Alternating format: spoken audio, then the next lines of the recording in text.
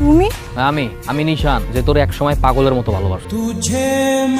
সময়গুলো কত তাড়াতাড়ি চলে গেল না। এই তো সেদিন ইন্টার পাস করলাম, সবাই মিলে কত আনন্দ করলাম, তারপরে ভার্সিটি অ্যাডমিশন, আর এখন ঢাকায় যেতে হইতেছে। আমি তোমাকে অনেক মিস করবো, জানি না আমি ওইখানে গিয়ে একা একা থাকতে পারবো, চাইতে ইচ্ছা করতেছে না।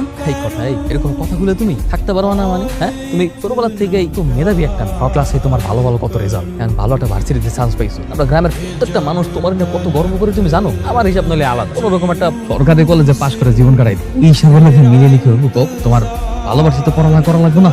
তুমি একা একা কেমনে থাকবা? ছোটকাল থেকে তোমার মা নাই, আমি তোমার এতদিন দেখে রাখছি, নিজের কোনো যত্ন করো নাই, কেয়ার করো। আমি তো এই টেনশনেই থাকতে পারবো না। শোনো, নিজের যত্ন করবা, সুন্দর করে খাওয়া দাওয়া করবা, ঠিকঠাক মতো চলবা, বুঝছো?